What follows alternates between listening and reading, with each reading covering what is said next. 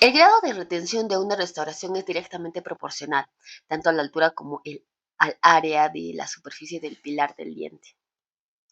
La comparación de la longitud del diente que queda fuera del hueso alveolar y la longitud que queda dentro del hueso ha sido tradicionalmente la pauta utilizada para determinar que un diente sirve como pilar. Se ha considerado que una relación de 1:1.5 es satisfactoria, mientras que una relación de 1:1 se considera mínima.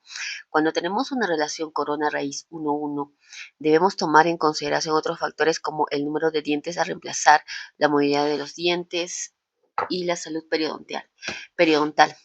El diente de anclaje deberá poseer un área perimetral igual o mayor al área perimetral del diente o los dientes que se van a reemplazar. Y esta recomendación se conoce como la ley de Ante. Una proporción de 1:1 o mayor que esta satisface la ley de Ante. Es importante considerar otros parámetros en el momento de calcular la proporción del anclaje, tales como las proporciones individuales de corona raíz, la morfología radicular y las condiciones oclusales, que son igualmente importantes. Los dientes con raíces cortas, cónicas, despuntadas y lisas son las que ofrecen el soporte más pobre, en tanto que los dientes con raíces largas formadas irregularmente o con raíces divergentes múltiples son los que ofrecen el mejor pronóstico, porque resisten mejor las fuerzas oclusales agregadas. Los dientes con resorción ósea periodontal moderada podrían ser menos deseables como anclajes a causa del soporte óseo reducido y a las furcaciones expuestas. Saski. Además que complican los procedimientos de higiene oral. El pronóstico para aquellos molares con exposición de furcas dependerá del hueso de soporte remanente, de la motivación del paciente y de la higiene oral que sea capaz de mantener. El pronóstico será malo en aquellos casos donde el soporte óseo es inadecuado o tiene proporción corona-raíz desfavorable, donde la terapia periodontal y ortodóntica no fueron capaces de producir una arquitectura gingival aceptable. Cuando el pronóstico sea malo, no se justifica la realización del tratamiento ortodóntico para conseguir la desinclinación del molar, porque no va a poder ser rehabilitado protésicamente. Saski. Si los dientes antagonistas han sobreerupcionado dentro del espacio edéntulo, debe realizarse la modificación del plano oclusal, colocando aparatología ortodóntica o recontorneando la corona clínica, mediante un desgaste oclusal. El grado al cual se hace este procedimiento es predeterminado por medio de un encerado diagnóstico sobre los modelos montados en el articulador semiajustable. El encerado diagnóstico permite una descripción idealizada de las posibilidades del tratamiento ortodóntico y permite a todos los clínicos visualizar las probables relaciones oclusales que se conseguirán después del tratamiento ortodóntico. También revela a menudo que la consolidación de los espacios interdentarios, la coordinación de los arcos, el enderezamiento y rotación de las coronas brindarán cantidades sorprendentes de espacios que podrán ser distribuidos en el arco. En la figura, la descripción dice la correlación del molar sobreerupcionado podrá conseguirse igualmente utilizando mecánica ortodóntica para nivelar el plano de oclusión. Deben llevarse a cabo restauraciones provisionales para controlar las caries, demorando las restauraciones definitivas que precisen una anatomía oclusal detallada hasta haber completado el tratamiento, ya que las relaciones oclusales varían tras las modificaciones ortodónticas. Los cambios oclusales pueden ir más allá de la simple recolocación de algún diente y pueden obligar a rehacer las coronas, los puentes o las dentaduras parciales removibles.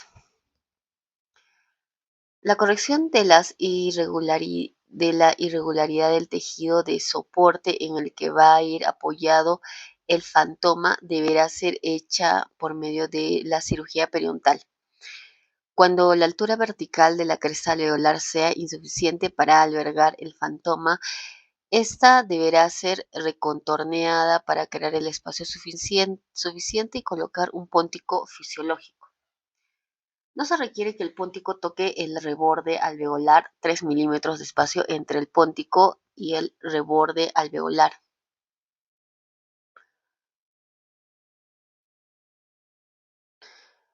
Es lo recomendable para que el paciente pueda mantener su higiene. Figura 5 en la imagen, la descripción, bueno, eh, en la A dice póntico sanitario muy cercano al reborde, promoviendo la aparición de un tejido redundante. B. Póntico sanitario de un espacio de 3 milímetros entre el tejido, facilitando la limpieza.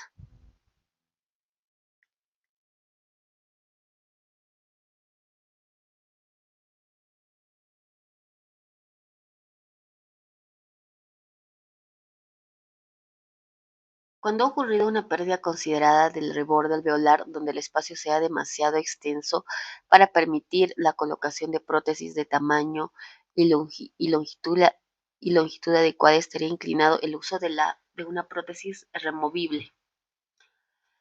Consideraciones biomecánicas. La selección del aparato ortodóntico que vaya a utilizarse para la corrección del molar inclinado dependerá del número de dientes que vayan a moverse, de la disponibilidad del anclaje, de la cantidad y dirección del movimiento radicular y coronal que se desee. Lo más importante es valorar el grado de soporte óseo con el que se dispone cuando se pierde tejido óseo. La superficie del ligamento periodontal también disminuye. Al aplicarle una fuerza sobre la corona de un diente con compromiso periodontal, se origina una presión mayor a la que se genera en un diente con un soporte periodontal normal. Cuando se ha perdido soporte periodontal, es necesario reducir la magnitud de la fuerza para evitar lesiones a nivel del ligamento, del hueso, del cemento y la raíz. El centro de resistencia de un molar sin reducción periodontal se encuentra en el centro de la bifurcación. A medida que la adhesión periodontal es reducida, en el centro de resistencia se ubica más apicalmente. Mientras más se aleje el centro de resistencia del diente al punto de aplicación de la fuerza, mayor será el momento de inclinación que va a producir esa fuerza aplicada. El enderezamiento depende de este momento para efectuar la correlación de la inclinación. La única herramienta con que contamos para controlar el momento que se genera durante el movimiento es disminuyendo los niveles de fuerza. Debe mantenerse un nivel de fuerza que sea soportado por el nivel celular. Debe inducirse un movimiento predecible en un periodonto comprometido, sin que exista la necesidad de arriesgar o producir un mayor daño periodontal. Se sugiere expresar un porcentaje, la pérdida ósea producida porque la superficie del ligamento periodontal se verá reducida en el mismo porcentaje y la fuerza deberá ser reducida en esa misma proporción. Saski. La relación momento-fuerza se incrementa a 0,65 milímetros por cada milímetro de pérdida ósea. Para compensar esta variación, sugiere que el bracket sea colocado a 0,65 milímetros hacia gingival por cada milímetro del hueso marginal perdido. Veamos el siguiente ejemplo. En este paciente se calculó un 65%, 0,5 milímetros de pérdida del nivel del soporte óseo, así que debemos colocar el brackets gingival 0,65 milímetros por cada pérdida ósea. El movimiento de 4 milímetros en el nivel de colocación del brackets movido hacia gingival reduce proporcionalmente en un 65% la relación momento sobre fuerza, aun cuando la longitud de la fuerza sea mantenida igual. Planificación del tratamiento. Al planificar el tratamiento del molar, en primer lugar hay que determinar si es necesario enderezar un solo molar o si debe enderezarse más de uno. Cuando se requiere corregir la posición del tercer molar ya erupcionado conjuntamente con el segundo molar, hay que tener en cuenta que el tercer molar tiende a adoptar una posición más distal en el arco, luego del enderezamiento. El mantenimiento de la higiene adecuada puede resultar difícil en esa posición, por lo que propone que en situaciones como estas la decisión más acertada será la de extraer el tercer molar y enderezar simplemente el segundo. En segundo lugar, debe decidirse si el enderezamiento del molar inclinado va a realizarse a expensas del desplazamiento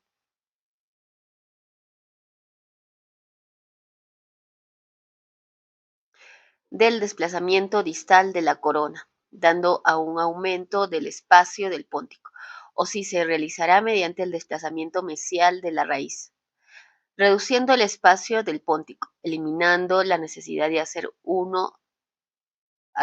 uso de una prótesis. La decisión de dejar o no espacio para el póntico dependerá básicamente de ciertos factores: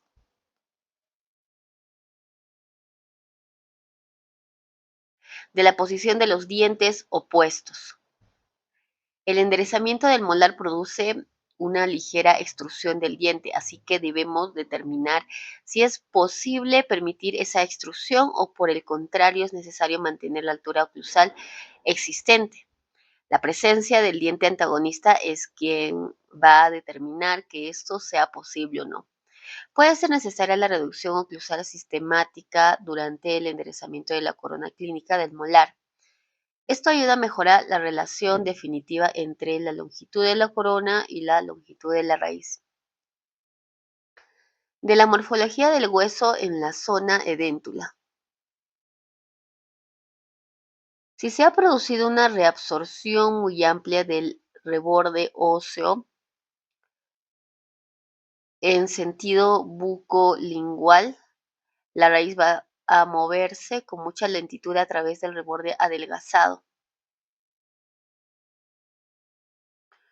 pudiendo dar lugar a una dehiscencia del tejido óseo en la superficie radicular.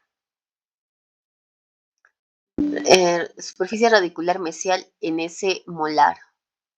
Por lo general, en aquellos pacientes que han perdido sus molares hace mucho tiempo, han sufrido una reabsorción del reborde óseo que complica y dificulta conseguir el cierre total del espacio edéntulo mediante la mecánica de desinclinación.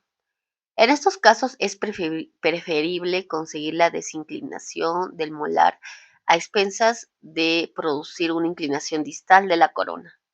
También debemos considerar la necesidad de recolocar los premolares en una posición adecuada dentro del arco. Ello dependerá de las posiciones que tenga, de los contactos que existan entre ellos, de la intercuspidación con los dientes opuestos y del plan de restauración previsto. Diseño y elaboración de la aparatología. Descripción de diferentes métodos para la corrección de molares inclinados. Independientemente del tipo de aparatología que se utilice para conseguir la corrección de molares inclinados, se deberán cumplir con los siguientes requisitos: no interferir con la función normal, no provocar daño alguno a los tejidos bucales ni interferir en el mantenimiento de una buena higiene oral. ser ligero y discreto y no y lo bastante resistente como para soportar las fuerzas de la masticación. Mantener firmemente en su posición. Ser capaz de ejercer una fuerza adecuada y controlada en la dirección correcta y durante el tiempo previsto entre las visitas de ajuste. Permitir un buen control de anclaje para limitar los movimientos dentales indeseados.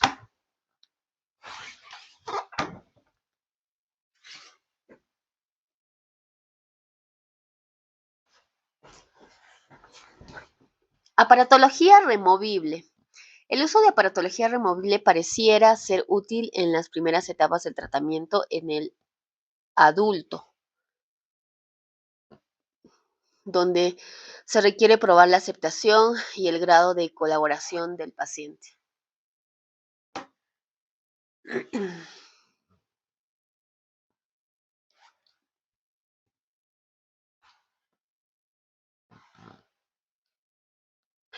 Con el uso de aparatos removibles se puede iniciar movimientos sencillos de inclinación, aunque se dificulte el control de la posición dental. Las fuerzas que se producen son de tipo intermitentes. Estas no son eficaces como las fuerzas continuas que generan la aparatología fija. El aparato removible aplica por lo general su fuerza a través de un solo punto de contacto, es aquel donde el resorte toca el diente. Ello permite movimientos sencillos de inclinación hacia mesial, distal, vestibular o lingual, con el inconveniente de que el grado de flexibilidad que necesitan los alambres para permitir la inserción, retiro del aparato y aplicación de una fuerza ligera dificulta que la aplicación de la fuerza se mantenga en la posición correcta. El aparato removible tiene la ventaja de que puede ser utilizado en aquellos casos donde existen muchos dientes faltantes. Además, permite que las fuerzas derivadas del movimiento se dispersen por los tejidos de soporte adyacentes como la bóveda palatina y la mucosa alveolar, así como a los dientes de anclaje. Cuando faltan muchos dientes, este sistema puede ser la única forma de conseguir suficiente anclaje. La mayor desventaja que tiene el uso de los aparatos removibles está en el hecho de que los resultados dependerán del grado de colaboración del paciente.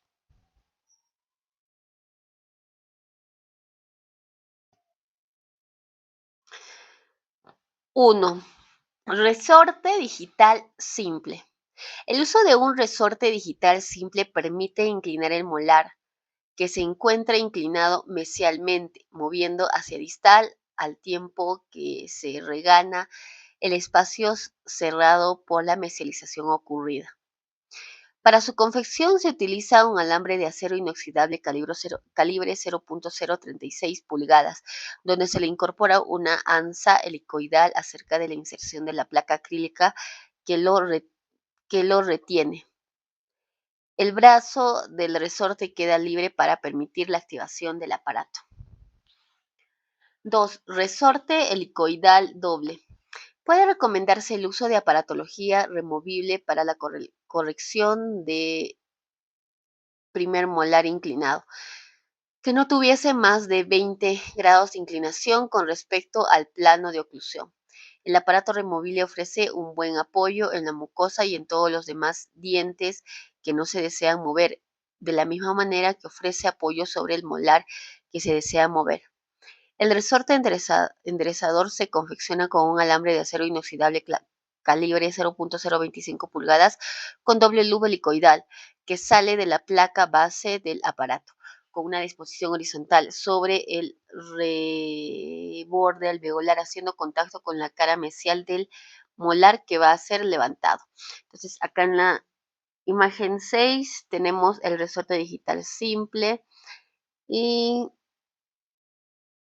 Mm, y al lado derecho el resorte helicoidal doble.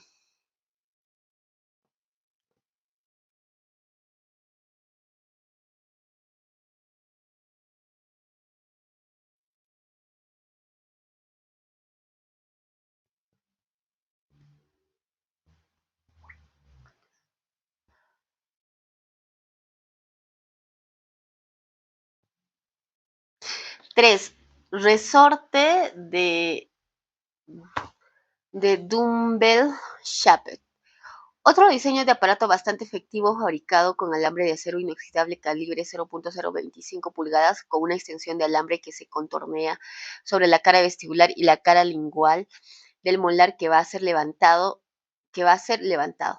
Se coloca una elástica de látex 1 sobre un octavo, no, de látex un octavo, conectado ambas extensiones de alambre pasando por la cara mesial del molar.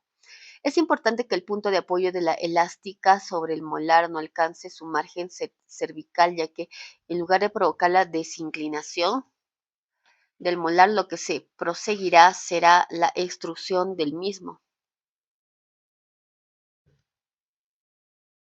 Figura 8A y B. 8A, estas dos de acá.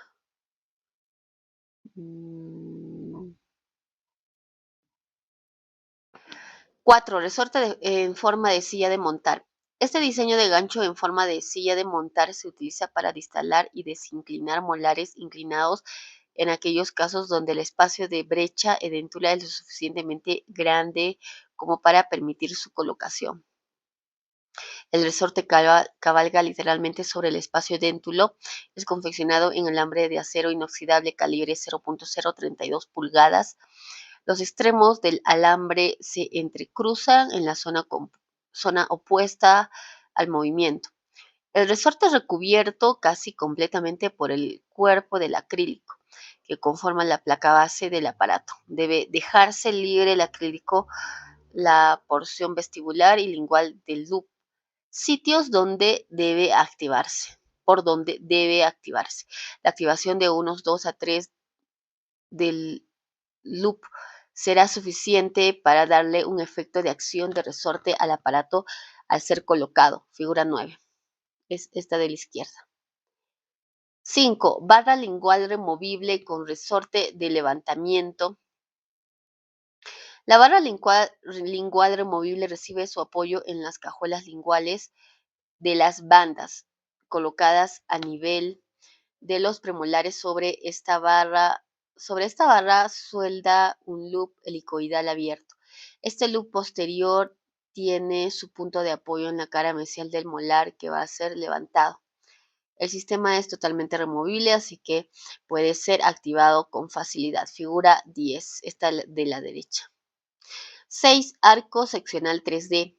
Wilson utiliza una variación del módulo arco seccional que lo denomina arco seccional 3D. Se fabrica en alambre de acero inoxidable calibre 0.025 pulgadas con un loop de diseño geométrico tal y como se muestra en la figura 11. En la figura 11, este de acá de la derecha, con fondo celeste. El extremo distal es adaptado para que enganche en la cajuela lingual de la banda del molar. Durante el levantamiento se activa el loop en sus 5 diferentes ángulos. Esto permite que a través de ajustes programados se produzca un movimiento controlado de toque mesial de la raíz, a medida que el espacio se cierra de una manera simultánea. 7. Placa acrílica con tornillo. Otra alternativa para desinclinar molares es mediante el uso de un aparato que contiene tornillos que aplica una fuerza distal. Estos aparatos son conocidos con el nombre de sagitales.